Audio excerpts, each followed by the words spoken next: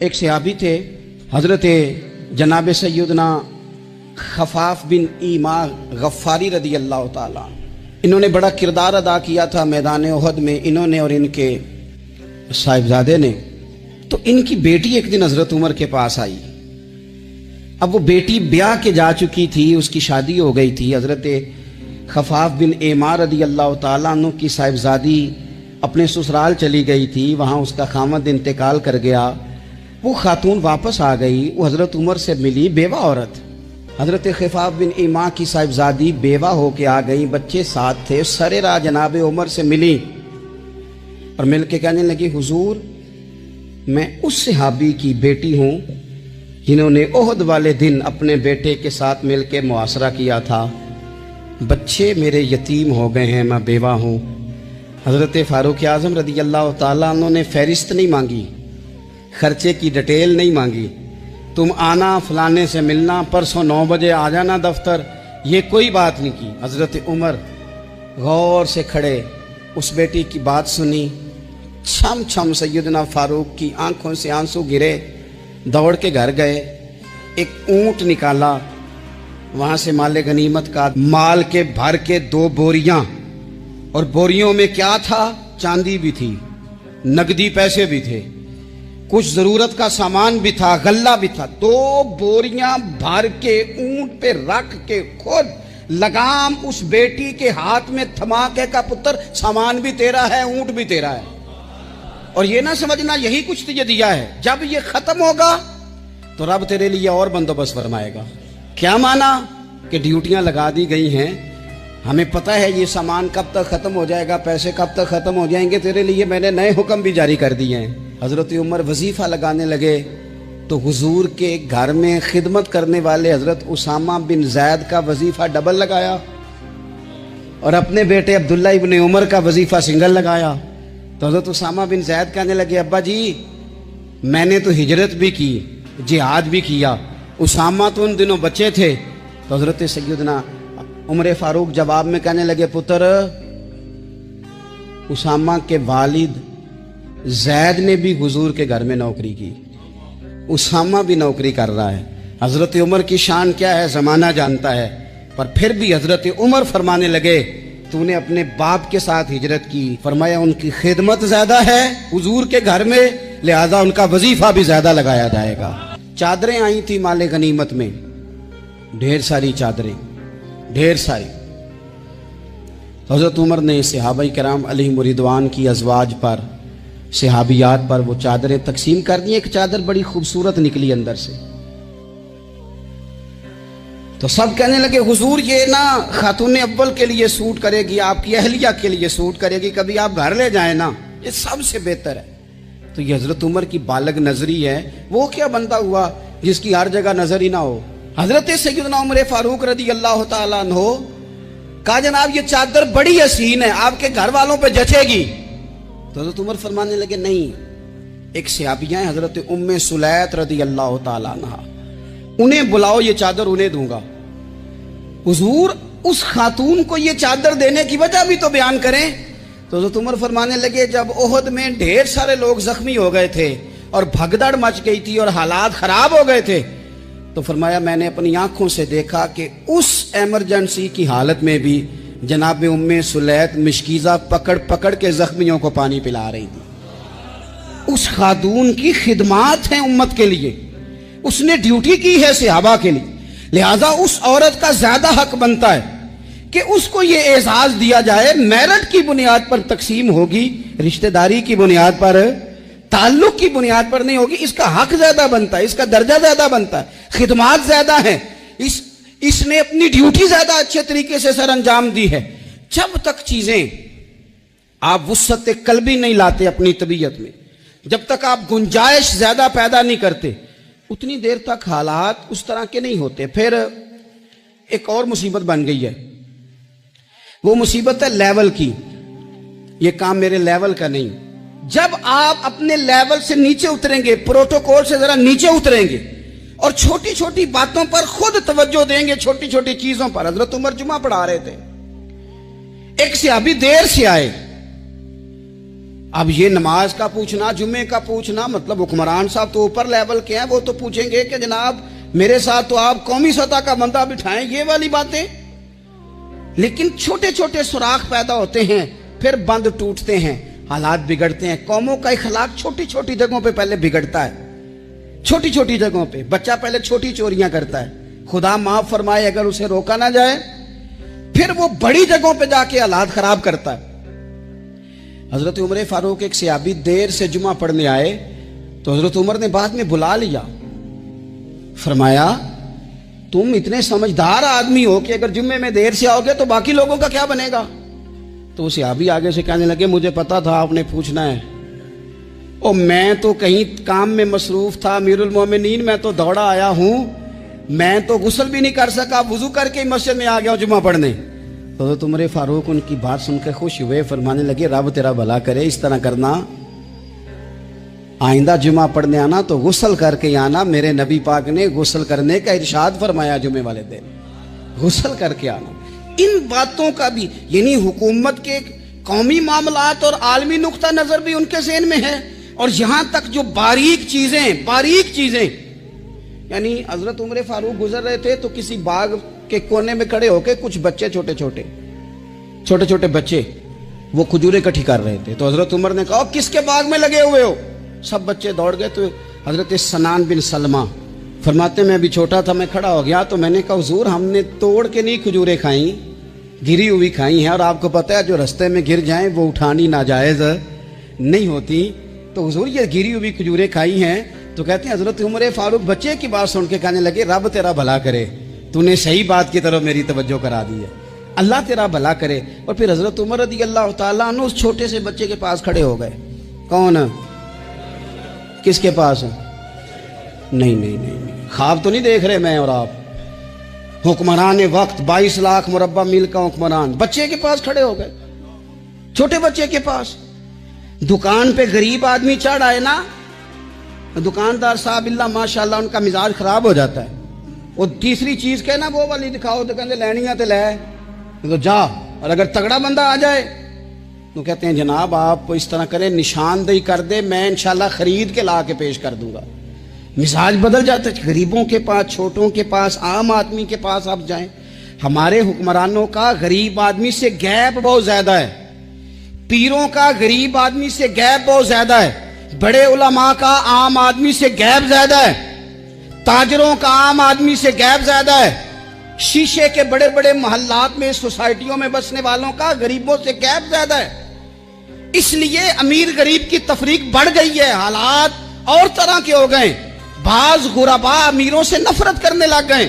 ہماری شادی بیاہ تقریبات افطاریاں ان میں ہم اپنے لیول کے لوگ بلاتے ہیں جن سے ہمیں کاروباری ضروریات وابستہ ہوتی ہیں، ہم نے اس طرح کا ماحول بنایا۔ اس کا نقصان یہ ہوا ہے کہ معاشرے میں کئی قسم کی سوچیں پنپنے لگی ہیں، وسوسے غالب آنے لگے، بعضوں کا تنگ آمد بجنگ آمد، جب غریبوں کے بچے زیادہ تنگ آتے ہیں پھر ہتھیار اٹھاتے ہیں، پھر قلم چھوڑ دیتے ہیں۔ سوچنے کی ضرورت ہے ملک میں کہ برائی جنم لیتی کہاں سے ہے۔ یہاں تک اتر کے حضرت عمر فاروق ان لوگوں سے پیار کرتے۔ اب وہ بچے نے بات سنا دی حضرت سنان بن سلمہ نے، تو جناب عمر فاروق سے بچے نے فٹافٹ ایک اور فرمائش بھی کر دی، کہنے لگا حضور میں نے کھجوریں زیادہ جمع کر لی ہیں، وہ میرے دوست سارے بھاگ گئے ہیں آپ کو دیکھ کے، اب میں جب جاؤں گا نا تو کھجوریں میرے حصے کی ہیں، ہوں میں غریب بچہ، ماڑے گھر سے تعلق ہے، وہ میری کھجوریں چھین لیں گے۔ حضرت عمر کے ساتھ سپاہی بھی تھے، سارا کچھ بھی تھا۔ حضرت عمر نے بچے کا بازو پکڑا، فرمایا چل میں تجھے تیرے گھر چھوڑ کے آتا ہوں۔ حضرت عمر اس غریب کے دروازے پہ دستک دے کے کہا تیرا پتر تھا، پکڑ کے اس لیے لایا ہوں کوئی امیر زادہ اس غریب کے بچے کو تنگ نہ کر سکے، اللہ کوئی ایک بھیجنا حضرت فاروق اعظم کا ماننے والا جو غریب کے بچے کا بازو تھامے اور اسے کہے کہ کوئی امیر زادہ اس پر ظلم نہیں کرے گا، کوئی اسے تھپڑ نہیں مارے گا، کوئی اس کے حصے کے نمبر نہیں لے گا، کوئی اس کی جگہ رشوت دے کے نوکری پہ نہیں بیٹھ جائے گا، کوئی اس کی جگہ پیسے دے کے آگے نہیں بڑھ جائے گا، کوئی آئے نا جو اشک شوئی کرے، جو آنسو پونچھے لوگوں کے۔ لیکن یہاں تو منزل انہیں ملی ہے جو شریک سفر نہ تھے، میرے عزیزو اس نہج پر دین نے ہمیں اسباق پڑھائے، اس نہج پر۔ حضرت عمر چھوٹی چیزوں کا، مسجد نبوی شریف میں آپ نے دیکھا دو لوگ اونچی آواز میں بات کر رہے ہیں، تو حضرت عمر نے فرمایا انہیں بلا کے لاؤ، بلا کے لایا، فرمایا تمہیں پتہ نہیں یہ حضور کی مسجد ہے؟ لا ترفعوا اصواتکم فوق صوت النبی، اے پائے نظر ہوش میں آ، یہ کوہ نبی ہے، آنکھوں سے بھی چلنا یہاں بے ادبی ہے۔ پتہ نہیں وہاں سارے نعرے غلط ہیں، کسی کے مرد آباد کا نعرہ ہو تو وہ بھی غلط، اور کسی کے زندہ باد کا نعرہ ہو تو وہ بھی غلط۔ وہاں ایک ہی نعرہ صرف اچھا لگتا ہے، وہ کیا ہے؟ یا رسول اللہ انظر حالنا، یا حبیب اللہ اسما۔ وہاں ایک ہی نعرہ اچھا لگتا ہے کہ سونے آ گئے ہیں، نظر کرم ہو جائے، یا رسول اللہ پہنچ گئے ہیں، روزے دے دوالے نے غلامہ دیاں ٹولیاں، او ویکھو ایک پیا سندا کروڑاں دیاں بولیاں۔ وہاں یہی نعرہ اچھا لگتا ہے، لب واہ ہیں، آنکھیں بند ہیں، پھیلی ہیں جھولیاں، کتنی مزے کی بھیک تیرے پاک در کی ہے۔ اور قربان جاؤں اپنے امام پر، اس قلم پہ واری جس سے وہ لکھا کرتے تھے، کہنے لگے کعبے کا نام تک نہ لیا، طیبہ ہی کہا۔ پوچھا جو تھا کسی نے کہ عظیمت کدھر کی ہے، ان کے طفیل حج بھی خدا نے کرا دیے، ورنہ اصل مراد حاضری تو اس پاک در کی ہے۔ تو حضرت فاروق اعظم رضی اللہ تعالیٰ عنہ نے نا ان دو لوگوں کو بلایا اور بلا کر کے فرمانے لگے کہاں کے رہنے والے ہو، کہاں سے آئے ہو؟ انہوں نے کہا جی ہم طائف کے رہنے والے ہیں۔ فرمایا تمہیں پتہ نہیں یہ نبی پاک کا روزہ ہے، حضور کی مسجد ہے، یہاں آواز اونچی نہیں کرتے، تمہیں خبر نہیں؟ اور پھر حضرت عمر فرمانے لگے اگر تم مدینے کے رہنے والے ہوتے تو میں تمہیں کوڑے مارتا، میں تمہیں سزا دیتا، تمہیں پتہ نہیں کہ کس طرح کا مزاج اور ماحول ہونا چاہیے۔ تو حضرت فاروق اعظم رضی اللہ تعالیٰ عنہ کی جو خدمات ہیں، آپ تو بازاروں میں جب جاتے تھے نا تو فرماتے تھے ہمارے بازار میں صرف وہ بندہ آ کے کام کرے جو دین کا علم جانتا ہے، جسے تجارت کے اصول پتہ ہیں وہ آئے، دوسرے کو بیٹھنے نہیں دیتے تھے۔ اپنے مزاج کے لحاظ سے، اپنی طبیعت کے لحاظ سے مخلوق کے لیے دلوں میں نرمی رکھتے تھے، مزاج میں نرمی۔ ایک بات آپ نے کئی دفعہ سنی ہوگی، میرا بڑا دل کرتا ہے پھر سے اس کو دہراؤں، میں نے اسے سینکڑوں بار پڑھا ہے۔ جب طبیعت پوری بے چین ہوتی ہے اور اپنی ذمہ داریوں کا احساس کرنے کو دل کرتا ہے نا، تو پھر خیال آتا ہے کہ ہم بھی پڑھیں ذرا ان چیزوں کو، بار بار پڑھتا ہوں تاکہ احساس ذمہ داری پیدا ہو۔ آپ کے غلام اسلم فرماتے ہیں رات کو میں اور جناب عمر نکلے تھے تو ایک مکان میں ہم نے دیکھا کہ ایک عورت نے نا، اس کے بچے بار بار شور کر رہے ہیں اور وہ کچھ پکا رہی ہے، آواز آ رہی ہے۔ تو حضرت عمر نے دروازے پہ دستک دی، کون ہے دروازے؟ کہا میں ایک غلام ہوں۔ حضرت عمر کہتے ہیں غلام ہوں، بہن کیا مسئلہ ہے، بچے کیوں رو رہے ہیں؟ تو بی بی کہنے لگی تمہیں کیوں بتاؤں، جاؤ نا اپنا کام کرو۔ حضرت عمر نے اصرار کیا تو تلخ لہجے میں، جس سے غصہ نہیں کر جاتے حکمران، councillor, chairman, M P M N A ناراض نہیں ہو جاتے، اس تلخ لہجے میں بی بی کہنے لگی دعا کرو اللہ میرے اور عمر کے درمیان قیامت میں فیصلہ کرے۔ کیسا حکمران ہے کہ اس کی حکومت میں میرے بچے بھوکے سوتے ہیں، یہ میں نے پانی میں روڑے ڈال کے چڑھائے ہیں، لیکن یہ پیٹ کی بھوک یہ بڑی ڈاڈی ہوتی ہے، یہ نیند بھی نہیں آنے دیتی۔ خیال تھا رو دو کے سو جائیں گے، پر سو بھی نہیں رہے۔ حضرت فاروق اعظم دوڑے گئے، گھر سے سامان، اناج، غلہ کندھے پہ رکھا۔ خادم کہتے ہیں میں نے کہا کہ مجھے دے دیں، فرمانے لگے چل تو وعدہ کرنا قیامت میں بھی میرے بوجھ اٹھائے گا۔ کہا حضور نہیں، وہ تو میرے بس کی بات نہیں۔ فرمایا پھر مجھے کرنے دے۔ دوڑے آئے، اس خاتون کے دروازے پر لا کے وہ چیزیں رکھی، کہا بہن اگر تو پردہ کر لے تو یہ غلام نا آج کھانا پکا دے تیرے بچوں۔ پھر وہ گھی چڑھا کے، چینی ڈال کے، کچھ سامان پکتا تھا وہ کھانا پکایا۔ غلام کہتے ہیں جب پھونکے مارتے تھے تو داڑھی سے دھواں نکلتا تھا، آگ جلاتے تھے دھواں نکلتا، پھر کھانا پکایا، پھر ان بچوں کو کھلایا۔ پھر حضرت عمر فاروق رضی اللہ تعالیٰ عنہ تھوڑے پیچھے بیٹھ گئے تو بچوں کے ساتھ اس طرح کی باتیں کرنے لگے کہ وہ ہنس پڑے۔ جناب اسلم کہتے ہیں بچے اس بیوہ کے ہنستے تھے، بچے ہنستے تھے اور عمر روتے تھے۔ جب وہ ہنستے تھے تو فاروق روتے تھے۔ پھر وہ بچے آہستہ آہستہ لیٹنے لگے، اور جب وہ سونے کی طرف بڑھنے لگے تو حضرت عمر کہنے لگے بہن میں جاؤں؟ کہنے لگی رب تیرا بھلا کرے، میرا کلیجہ پھٹ جاتا اگر میرے بچوں کو آج شام بھی روٹی نہ ملتی۔ تو سیدنا فاروق اعظم رضی اللہ تعالیٰ عنہ کہنے لگے پھر تو میرے لیے دعا کرے گی؟ کہنے لگی میں دعا کرتی ہوں اللہ عمر کی جگہ تیرے جیسا کوئی نیک آدمی بٹھا دے۔ تو حضرت عمر کہنے لگے ایک چھوٹی سی گزارش بھی مان لو گی؟ کا کیا؟ فرمانے لگے کوئی یہ میری خدمت اگر پسند آئی ہے تو عمر کو معاف نہیں کر دیتی؟ غلطی ہو گئی، اسے پتہ نہیں تھا، اپنے منہ سے کہنے لگے سیاںا بھی نہیں، باشعور بھی نہیں، اسے چاہیے تھا خلافت کی ذمہ داریاں نہ لیتا۔ لیکن حضرت صدیق نے کہا تو وہ مان گیا، لیکن بہن میں اسے جانتا ہوں، بزدل بڑا ہے، کمزور بڑا ہے، ضعیف بڑا ہے، اگر تو قیامت میں اس کی شکایت لگائے گی تو بڑا کمزور پڑ جائے گا، اس کے لیے مشکل ہو جائے گا۔ تو کہنے لگی اچھا اگر تو اتنی سفارش کرتا ہے تو جا، میں نے عمر کو معاف کیا۔ حضرت فاروق اعظم نے چہرے سے کپڑا ہٹایا تو بی بی کہنے لگی اوہو آپ عمر ہیں؟ تو آپ فرمانے لگے میں جو بھی ہوں تو وعدہ کر چکی ہے کہ تو نے عمر کو معاف کیا۔ پھر باہر نکلے اور اپنے خادم جناب اسلم سے کہنے لگے 2 بندے اور بلا اور انہیں گواہ بنا کہ میں نے اس غریب کے روتے بچے ہنسائے ہیں، تو جا کے ان کو بتا میں نے وہ ہنسائے ہیں، اس کے بھوکے بچوں کو میں نے روٹی کھلائی ہے، اور تو گواہ ہو جا کہ اس بی بی نے خود کہا ہے بغیر جبر کے، میری گزارش پہ کہا ہے کہ میں نے عمر کو معاف کی۔ کیوں نہ ہم بھی اپنی اپنی ذمہ داریوں کا احساس کر لیں، کیوں نہ ہم بھی جہاں جہاں ہماری ڈیوٹی ہے ہم بھی وہاں غور کر لیں، کہیں ایسا تو نہیں کہ ہم بھی کمزور پڑ گئے ہیں، ذمہ داری تو لے لی ہے پر اب ہم ادا نہیں کر پا رہے۔ گھوڑا خریدنا چاہتے ہیں،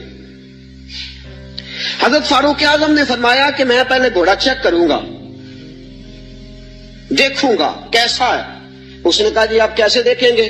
آپ نے فرمایا میں اس کے اوپر سواری کروں گا، دوڑاؤں گا، اگر مجھے پسند آیا تو پھر لوں گا ورنہ نہیں لوں گا۔ حضرت عمر فاروق گھوڑے پہ چڑھے، گھوڑا دوڑانے لگے، رستے میں گھوڑے کا پیر کسی جگہ پہ پھسل گیا، کسی جگہ سے گھوڑا گر گیا، اس کی ٹانگ پہ زخم آ گیا۔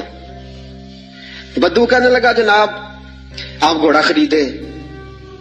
حضرت عمر فاروق نے فرمایا مجھے پسند ہی نہیں آیا۔ اس نے کہا جی پسند نہیں آیا تو زخمی کیوں کیا ہے نا مقدمہ؟ توجہ ہے آپ کی؟ جی ہائے ہائے، گھوڑے کا مقدمہ بھی بادشاہ پہ ہو سکتا ہے، یہاں تو جناب آپ گھوڑے سے بھری رقم ہو تو اس کا مقدمہ نہیں کر سکتے، گھوڑا مقدمہ کیس دیکھیں کیسا شاندار۔ حضرت فاروق اعظم رضی اللہ تعالیٰ عنہ نے فرمایا کہ بھائی میں نے تیرے ساتھ بات کی تھی کہ میں دوڑاؤں گا، میں نے دوڑانے کی اجازت لی تھی اور میں نے جان بوجھ کے نہیں گرایا، پھسل گیا، گر گیا، چوٹ لگ گئی۔ وہ کہنے لگا جی میں نے تو صحیح سلامت دیا تھا نا آپ کو، بات ٹھیک ہے، آپ صحیح سلامت۔ حضرت عمر کا جھگڑا ہو گیا، اب وہ بدو دور سے آیا ہے، مدینے میں گھوڑا بیچنے آیا ہے، وہ جانتا نہیں۔ حضرت فاروق اعظم سے کہنے لگا اب کیا بنے گا؟ تو آپ نے فرمایا تو قاضی شرح کی عدالت میں جا کے مجھ پہ مقدمہ کر، تو وہاں جا کے، کبھی کسی مجرم نے بھی کہا ہے کہ جا فلانی جگہ کیس لگا جا کے، کبھی کسی نے کہا ہے؟ سن سن کے صحابہ کی باتیں جب لوگ مسلمان ہوتے تھے، پھر سرور عالم کی یارو گفتار کا عالم کیا ہوگا، اور چاہے تو اشاروں سے اپنے کایا ہی پلٹ دیں دنیا، یہ حال ہے خدمت گاروں کا، سرکار کا عالم کیا ہوگا، یہ حال ہے خدمت گاروں کا، سرکار کا عالم کیا۔ حضرت سیدنا فاروق کے جا میرے اوپر مقدمہ کر قاضی، اور ایک روایت یہ ہے کہ وہ مسلمان بھی نہیں تھا، وہ بدو مسلمان بھی نہیں تھا، قاضی شرح کی عدالت میں مقدمہ چلا گیا۔ حضرت فاروق اعظم رضی اللہ تعالیٰ عنہ کو قاضی صاحب نے پیغام بھیجا، فرمایا کہ آپ کے اوپر مقدمہ آیا ہے، آپ سارے کام چھوڑ کے فوراً آئیں، اس لیے کہ بندہ دور کا رہنے والا ہے، اس نے واپس بھی جانا ہے۔ انصاف فوری، انصاف یہاں تو دادا کیس کرتا ہے، پوتا رزلٹ دیکھتا ہے. کہا جا فوراً آنا. حضرت عمر فاروق رضی اللہ تعالیٰ عنہ چلے، فوراً پہنچے. اب کیس حضرت عمر فاروق نے دلیل پیش کی، فرمایا جی میں نے کہا تھا چیک کروں گا، میں نے چیک کیا ہے. پھر یہ ثابت کریں کہ میں نے جان بوجھ کے گھوڑے کو ٹھوکر لگائی ہو، تیز دوڑایا ہو، تو میں نے تو چیک کیا ہے، وہ خود بخود گر گیا ہے.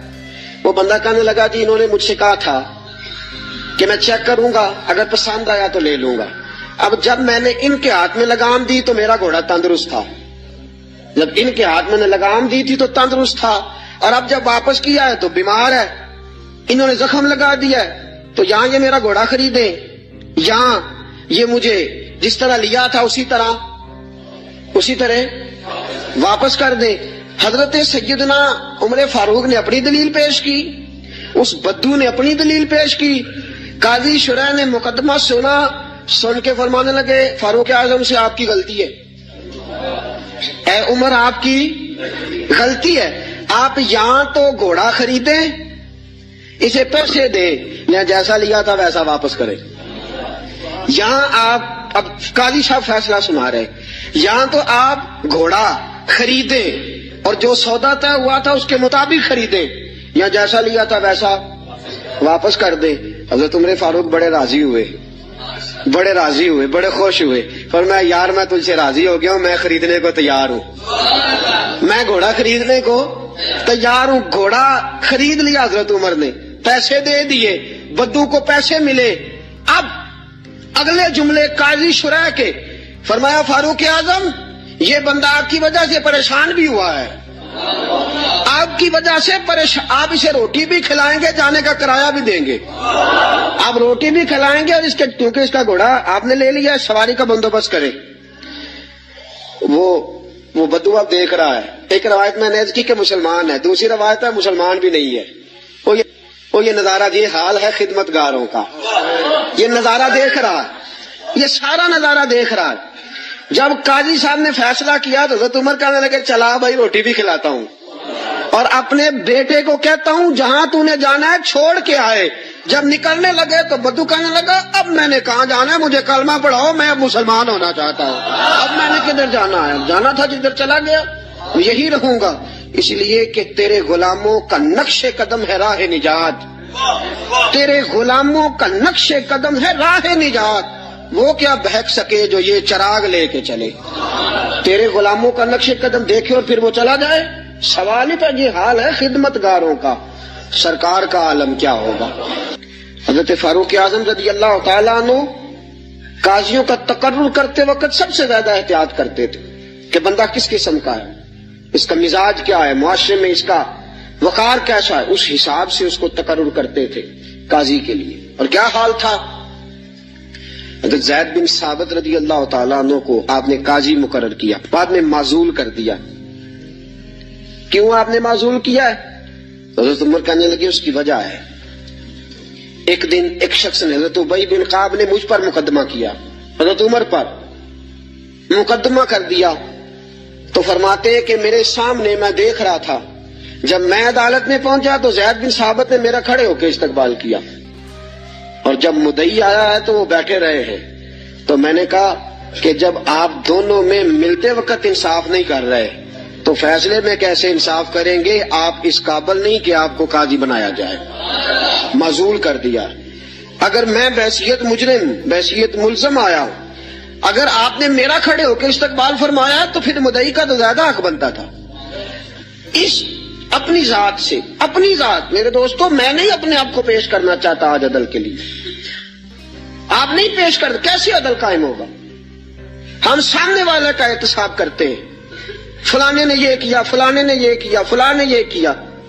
تم نے خود آگ لگائی ہے چمن میں اپنے، کر کے توہین سحر شام کو الزام نہ دو، تم نے خود نور کا ظلمت سے کیا ہے سودا، بے سبب گردش ایام کو الزام نہ دو. تو اپنی ذات کی طرف دیکھ، تو نے بھائیوں سے عدل کیا ہے، بیٹوں کے درمیان عدل کیا ہے، تو نے اپنے دین کے ساتھ عدل کا رویہ قائم رکھا ہے، مسجد سے عدل کیا ہے. تو جس مسند پر بڑا جمان تھا تو نے اس مسند کے ساتھ عدل کیا ہے. اگر تو عادل ہے تو پھر سامنے والے کا احتساب کر، اور اگر تو عادل نہیں تو پہلے اپنی اصلاح کر، پہلے اپنے اوپر توجہ دے، پہلے اپنی ذات کی تعمیر کر، پہلے اپنے اوپر غور کر، پھر سامنے والے کے احتجاج کی تجھے اجازت دے۔ حضرت فاروق اعظم نے اپنے آپ سے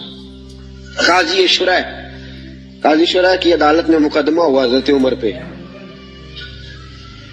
میں نے پہلے کہا کہ یہاں تو استثناء ہی حاصل ہے نا، آپ پرچہ ہی نہیں کرا سکتے تو وہ عدالت میں کیسے آئیں گے؟ یہاں تو 20 دن لگ جاتے ہیں، وزیر اعظم صاحب آ رہے ہیں، پہنچ رہے ہیں، چل رہے ہیں، 25 سیاستدان انہوں نے ساتھ لیے ہیں، گاڑیاں سج گئی ہیں، میڈیا کے کیمرے لگ گئے ہیں، اور پھر وہ پہنچے بھی ہیں تو وہاں بھی انہوں نے کہا جی ہم بات نہیں مانتے۔ عدل اپنی ذات سے، عدل اپنی ذات سے۔ حضرت فاروق اعظم رضی اللہ تعالیٰ عنہ نے زندگی میں بھر دیا دنیا کو عدل کے ساتھ۔ حضرت عمر فاروق رضی اللہ تعالیٰ عنہ خادم سے کہنے لگے بوڑھی سے پوچھو، تو پوچھا اماں السلام علیکم۔ وعلیکم السلام۔ اماں کیا بات ہے؟ تو اماں کہنے لگی جاؤ دوڑو، تمہیں کیوں بتاؤں، دیہات کی سیدھی سادی بی بی، جاؤ بھاگ جاؤ۔ کہا نہیں اماں مہربانی کرو، اندر تو آنے دو۔ بڑی محنت کے بعد اماں مانی۔ عمر فاروق عام آدمی نہیں جس سے دنیا کامتی ہے۔ حضرت عمر اندر گئے، اماں کیوں پریشان ہو؟ تو اماں کہنے لگی تمہیں کیوں بتاؤں، میرا اپنا دکھ ہے۔ چل اماں بتا دے، تیری مہربانی۔ تو اماں کہنے لگی میں ایک بیوہ ہوں، بے اولاد ہوں، کوئی میرا سہارا نہیں، مجھے عمر فاروق سے بڑی شکایت ہے، میرے اوپر 25 دینار کا قرضہ چڑھ گیا ہے اور 3 دن ہو گئے میں نے روٹی نہیں کھائی، اور عمر نے میری خبر نہیں لی۔ حضرت عمر کو پتہ چل گیا لوارث ہے، اس کا کوئی 2 4 10 ہزار ووٹ کوئی نہیں، یہ کوئی میکے سے 6 مربے نہیں لے کے آئی، ایک اکیلی تنہا۔ اور بھائی جب اللہ کا خوف ہوتا ہے تو پھر انسان ان غریبوں کو بھی مناتا ہے، پھر ریڑھی والے کی بھی اہمیت بڑھ جاتی ہے، پھر رکشے والے کی قدر بھی بڑھ جاتی ہے۔ حضرت عمر فاروق رضی اللہ تعالیٰ عنہ کہنے لگے اماں عمر سے شکوہ ہے؟ کہاں؟ جناب عمر کہتے ہیں میں نے ایک جملہ کہا تو اماں نے تو مجھے لاجواب کر دیا۔ میں نے کہا اماں عمر کو کیا پتا کہ تو بھوکی ہے اور مقروض ہے، اسے کیا خبر؟ تو اماں کہنے لگی کیا کہا تم نے؟ عمر کو خبر نہیں، اسے پتا نہیں؟ تو عمر سے کہو نا چھوڑ دے حکومت، اس کے حوالے کرے جو خبر رکھ سکتا ہے، کیوں بیٹھا ہے پھر؟ ہمارے حکمران کہتے ہیں ابھی میں صدمے میں ہوں، نکلوں گا تو بات کروں گا، نہ ادھر ادھر کی تو بات کر، یہ بتا کہ قافلہ کیوں لٹا، مجھے رہزنوں سے غرض نہیں، تیری رہبری کا سوال ہے، ہاں تجھے جواب دینا پڑے گا۔ حضرت سیدنا عمر فاروق رضی اللہ تعالیٰ عنہ سے اماں کہنے لگی نہیں خبر رکھ سکتا تو حکومت کیوں کرتا ہے، چھوڑتا کیوں نہیں؟ تو حضرت عمر کہتے میں کانپنے لگا، دوڑے گئے جناب عمر۔ میں نے کہا اس اماں کا 6000 ووٹ نہیں کہ اس کی قدر کی جائے، یہ اماں کوئی بہت آکسفورڈ یونیورسٹی کی ڈگری ہولڈر نہیں کہ اس کی بات مانی جائے، کہ لاوارث اور بیوہ بی بی۔ عمر دوڑے گئے، گھر سے اناج کا تھیلا کندھے پہ رکھا، 25 دینار بھی لیے، پکا پکایا کھانا بھی لیا۔ خادم کہنے لگا حضور مجھے دے دے میں اٹھا لیتا ہوں۔ تو حضرت عمر فرمانے لگے چل وعدہ کر قیامت کے دن بھی میرا بوجھ اٹھائے گا؟ کہنے لگا جی نہیں وہاں نہیں اٹھا سکتا۔ فرمایا پھر آج بھی نہ اٹھا، مجھے ہی اٹھانے دے، یہ میرا بوجھ ہے تو مجھے ہی۔ اماں کے سامنے 25 دینار بھی رکھے، پھر اماں کو حضرت فاروق اعظم نے 2 مہینے کا راشن بھی دیا، پکا پکایا کھانا بھی دیا۔ معمولی آدمی کی بات نہیں کر رہا، 24 لاکھ مربع میل کا حکمران۔ حضرت عمر مدینے میں بیٹھ کے کبھی للکار دیں تو کیسر و کسریٰ کی ٹانگیں کانپیں۔ جناب عمر فاروق رضی اللہ کھانا کھلا کے اماں چارپائی پہ تھی تو عمر نیچے بیٹھ گئے، کہنے لگے اماں چل عمر کو معاف کر دے، چل چل جانے دے، کوئی عرض نہیں، بیچارے کو پتہ نہیں چلا۔ تو اماں کہنے لگی تو نے پھر عمر کا ذکر چھیڑ دیا۔ بیٹے میرے گھاؤ بڑے گہرے ہیں، میرے زخم بڑے سخت ہیں، کلیجہ پھٹے تو تجھے دکھاؤں کتنی تکلیف میں ہوں، میں تو پکا ہوا پھال ہوں، کسی وقت بھی دنیا سے چلی جاؤں گی، میں نے عمر کو معاف نہیں کرنا۔ جب میں قبر میں جاؤں گی نا، نبی کریم علیہ السلام آئیں گے تو میں عمر کی شکایت کروں گی، میں کہوں گی حضور اس سے پوچھئے یا رسول اللہ بیوہ اور بوڑھی کا خیال ہی نہیں کیا؟ تو آپ کے غلام کہتے ہیں میں نے عمر کو کبھی اتنا روتے نہیں دیکھا جتنا آج روئے۔ کہنے لگے اماں عمر کو میں جانتا ہوں وہ کمزور ہے، یہ شکایت نہ لگانا، وہ کمزور ہے، مقابلہ نہیں کر سکے گا، یہ شکایت نہ لگانا، چل معاف کر دے۔ تو اماں کہنے لگی اچھا تو مجھے کچھ اچھا لگتا ہے، جا تیری خاطر عمر کو معاف کیا۔ تو پیارا لگا ہے، جا معاف کیا، تیری خاطر معاف کیا، تیری خاطر عمر کو معاف کیا۔ حضرت عمر فاروق کہنے لگے مجھے لکھ کے دو۔ کون اتنے جتن کرتا؟ کون؟ کسی سے کہنا جا اپنی اماں کو منا لے، تو کہتے ہیں نہیں نہیں میری غلطی کوئی نہیں تو مناؤں کس بات پہ؟ ہمیں تو 20 دلیلیں آتی ہیں۔ جا ابا کے پیر پکڑ لے۔ پتہ ہے نبی پاک علیہ السلام نے فرمایا جس کا باپ راضی ہوگا اسی کا اللہ راضی ہوگا، اور جس کا باپ ناراض ہوگا وہ سارا دن وظیفے پڑھے، اس کا اللہ راضی۔ یہ ابو داؤد شریف کی حدیث ہے۔ نا جی بڑی مہربانی، پیسے نہ لائیے گا آپ۔ اب بات سنیں، وہ بھی میں سمیٹنے کی طرف آ رہا ہوں، ختم کر رہا ہوں، آپ میری بات پہ توجہ رکھیں۔ عزیز بھائی، نبی کریم صلی اللہ تعالی علیہ وسلم نے جو اپنے غلاموں کی تربیت کی تو حضرت عمر فاروق کہنے لگے لکھ کے دو، لکھ دو۔ تو اماں کہنے لگی آپ لکھیں میں سائن کر دیتی ہوں، آپ لکھ دیں میں سائن کرتی ہوں۔ حضرت عمر نے لکھا فلاں بنت فلاں کو عمر سے شکایت تھی، پھر انہوں نے عمر کو معاف کر دیا۔ اماں سائن کرنے ہی لگی تھی، سائن کرنے ہی لگی تھی کہ مولا علی شیر خدا آ گئے، حضرت عبداللہ ابن مسعود آ گئے۔ اوہو عمر یہاں بیٹھے ہوئے ہو، میں سارے مدینے میں تلاش کر رہا تھا، یہاں بیٹھے ہو، وہ کچھ لوگ ملنے آئے، نکلو۔ اماں نے سنا کہ یہ عمر تھے تو اماں اٹھ کے کھڑی ہو گئی۔ آئے ہائے عمر تھے، آپ عمر تھے؟ تو جناب عمر کہنے لگے اماں تو نے جو کہا ٹھیک کہا، لیکن اپنے وعدے پہ قائم رہا، یہ ذرا سائن کر دے۔ اماں نے سائن کیے تو حضرت عمر فاروق فرمانے لگے علی آ گئے ہو تو بطور گواہ تم بھی دستخط کر دو، عبداللہ ابن مسعود تم بھی بطور گواہ جب سائن ہوئے تو جناب عمر نے رکا لپیٹا اور مولا علی شیر خدا سے فرمانے لگے علی یہ رکھ لو، مجھے لگتا ہے میں تم سے پہلے دنیا سے جاؤں گا، اور جب میں پردہ کر جاؤں نا تو یہ رکا میرے کفن میں رکھ دینا۔ اگر حضور علیہ السلام نے پوچھا نا میری امت کے ساتھ کیا سلوک کر کے آئے ہو تو رکا نکال کے کہوں گا یا رسول اللہ ایک بوڑھی ناراض تھی میں اسے بھی راضی کر کے آیا ہوں، حضور یہ میں راضی۔ بھائی جب تک ہم اللہ سے نہیں ڈرتے معاشرہ اصلاح پذیر نہیں ہو سکتا۔ حضرت عمر فاروق رضی اللہ تعالیٰ عنہ نا باہر والوں کا بھی بڑا سخت حساب کرتے تھے، بڑا۔ ایک گورنر صاحب نے لباس بڑا شاندار پہننا شروع کر دیا تھا تو حضرت عمر نے اتروا کے نا تو انہیں ٹاٹ کا لباس پہنا کے تو اونٹ چرانے کی ڈیوٹی دے دی تھی، اتنا سخت احتساب کرتے۔ کسائی کی دکان پر بھی 1-2 گھنٹے کھڑے ہوتے تھے، جو آدمی مسلسل 2 دن گوشت خریدتا تھا نا فرماتے تھے اس کا ٹیکس بڑھا دو، لوگوں کو دال نہیں مل رہی اور یہ روز گوشت کھاتا ہے۔ حضرت فاروق اعظم اس کو جزیہ کہا جاتا تھا یا کچھ اور معاملات ہوتے تھے بڑھا دیتے تھے۔ مسلسل جو 2 دن آدمی گوشت کھاتا تھا فرماتے تھے مدینے میں غربت ہے، اگر یہ والا نظام تم کرو گے تو غریب لوگ کس کی طرف دیکھیں گے۔ لیکن اس سے زیادہ بڑھ کر جو ان کی زندگی کا معیار اور سٹیٹس تھا وہ یہ تھا کہ اپنے گھر کا خاص خیال رکھتے، خاص توجہ کرتے۔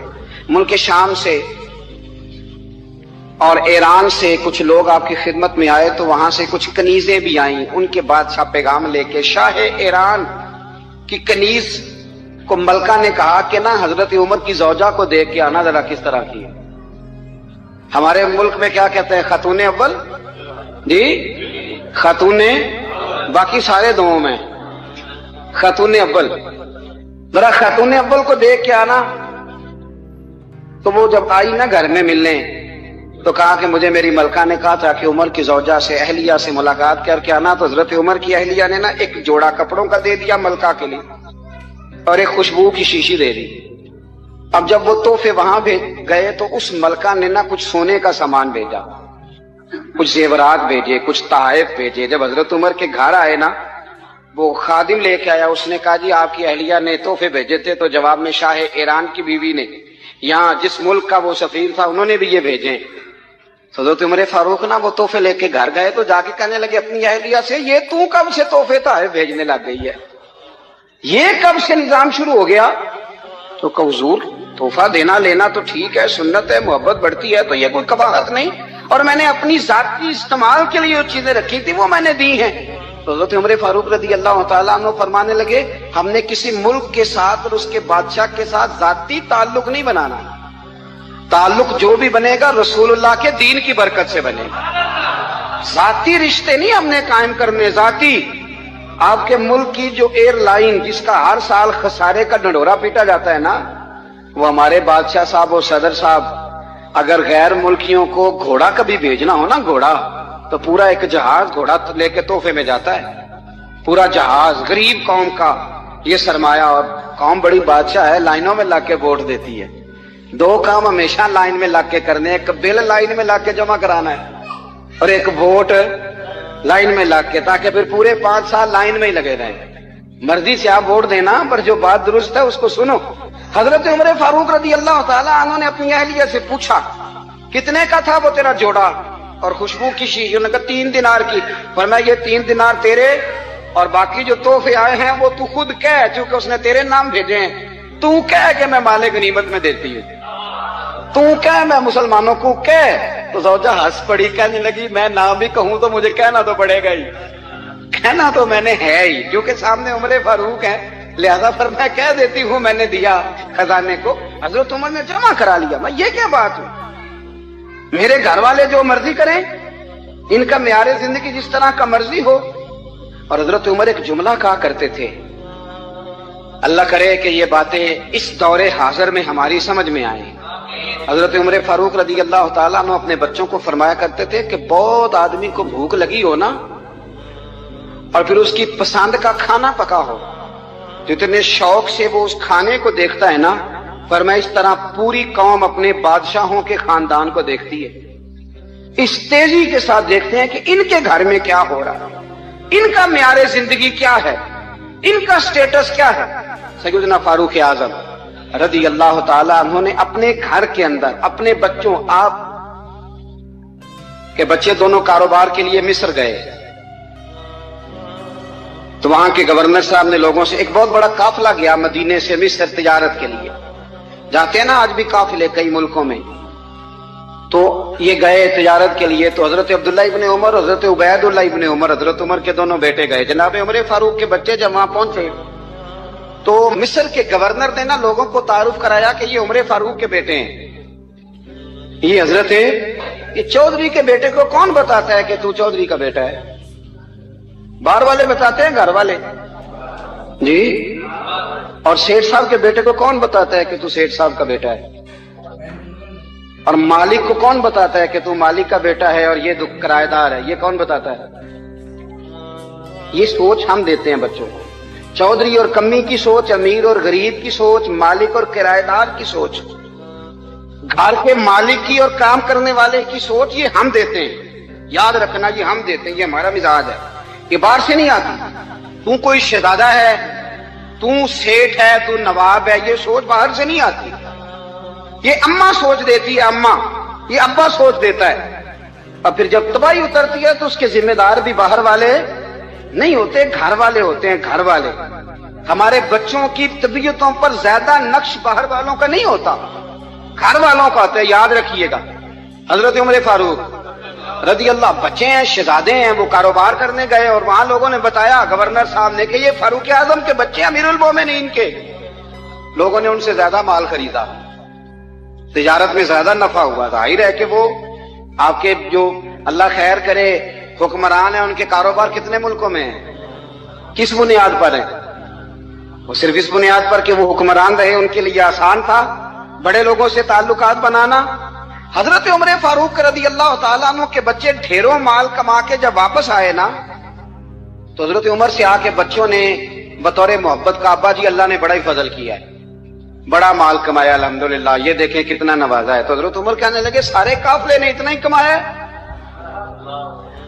سارے قافلے نے اتنا ہی کمایا ہے؟ تو حضور نہیں، سارے قافلے نے اتنا نہیں کمایا، سب کو اتنا نہیں ملا. وہ تو وہاں گورنر صاحب نے لوگوں کو تعارف کرایا تھا کہ یہ عمر کے بچے ہیں، تو لوگوں نے پھر ہم سے بڑا ہی خریدا. تو حضرت عمر فرمانے لگے ٹھیک ہو گیا، میں بات سمجھ گیا. اس طرح کرو، جو تمہاری اصل زر تھی نا، جو راز تھی، وہ رکھ لو اور باقی سارا مال مال خزانہ میں جمع کرا دو.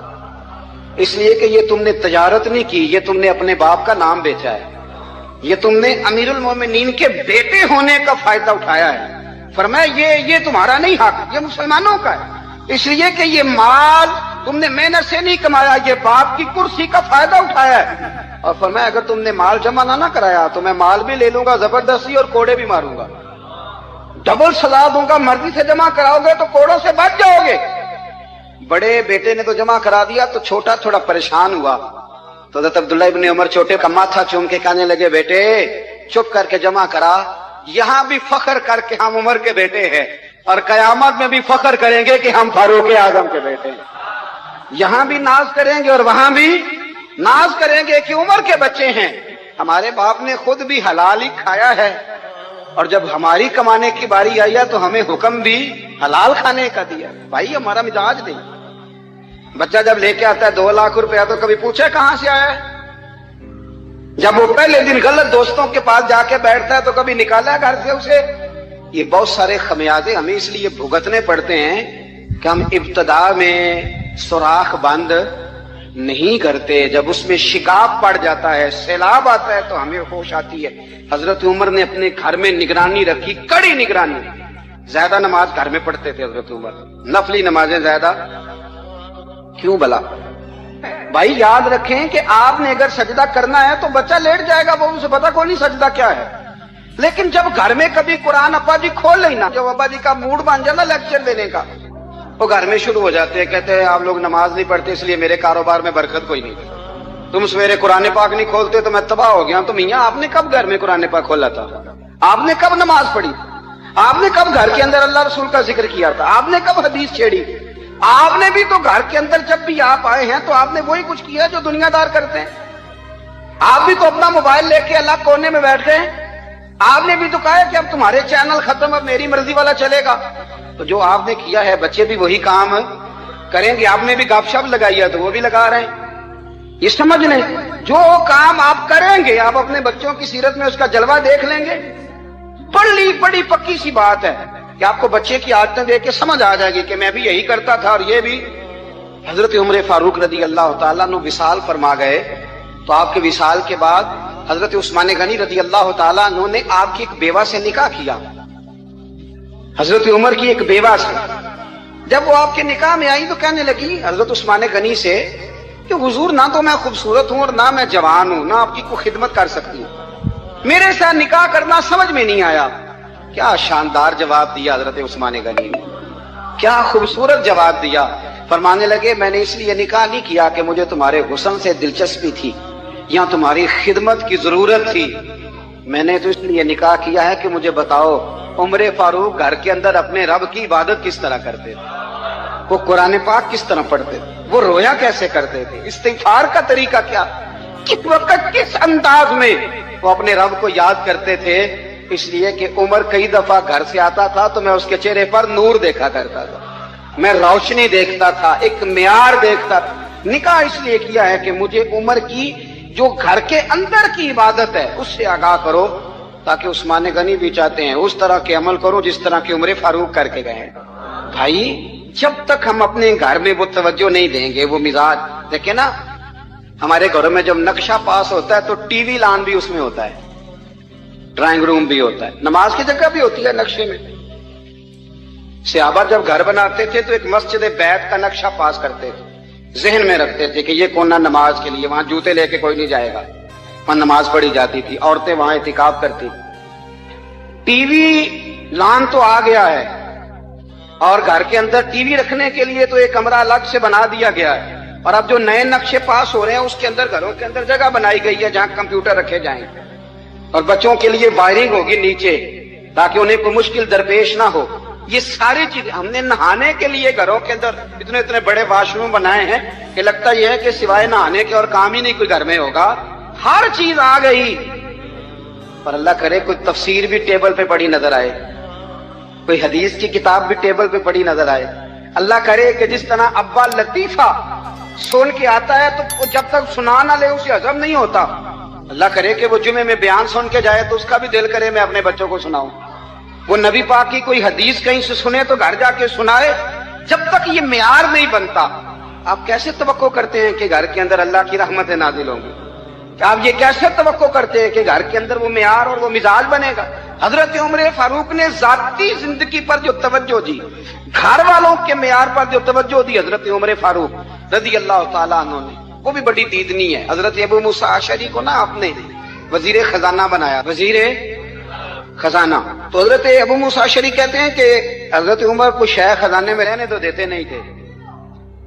تو ایک دن میں صفائی کر رہا تھا اس کمرے کی جس میں خزانہ رہتا تھا.